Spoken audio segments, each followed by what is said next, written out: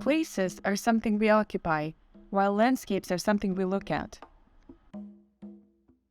Photography as a medium has a complicated relationship with reality.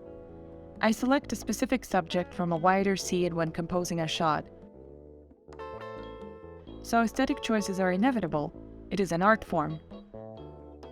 At the same time, a photograph truthfully shows what is in front of the lens, and if that scene isn't constructed, this is as close as you can get to life in that particular moment.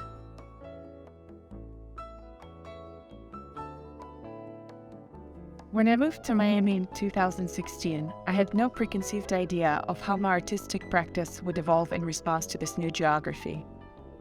I focused on studio work, painting, and collages. What drew me to Miami as a subject were its infinite contradictions. The city itself appeared to me like a life-scale collage. My idea is to show a place throughout time, hinting at its developmental stages and trying to predict its future based on its current circumstance. What I see in Florida, unlike in any other American state I've lived in, is the microcosm of the United States as a whole.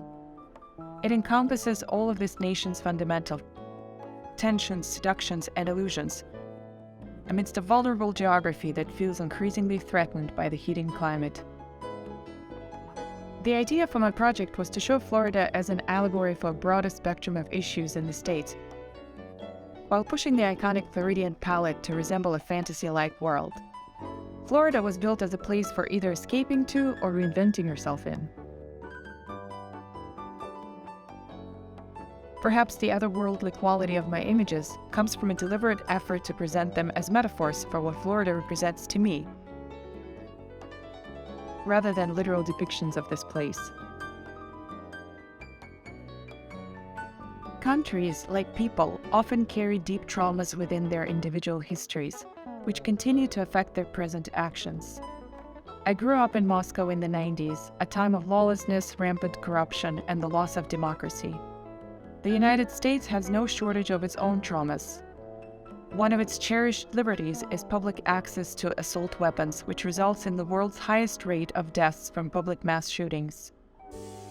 For me, photography is a means to channel complex feelings about the place and time I live in, while also recognizing the beauty and surrealism of life, often through satire as a coping mechanism when things are overwhelming, as they are now. I think I still see my surroundings with the eyes of an architect or a non-narrative painter rather than a photographer. I'm attuned to the details in the architecture, geometry of the urban landscape, or pure visual pleasure of color, more than a particular story.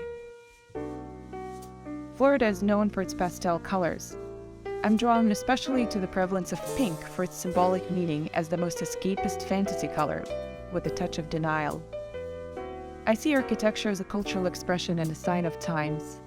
Towns and cities build up over time, and I'm interested in those layers and how the past is always present.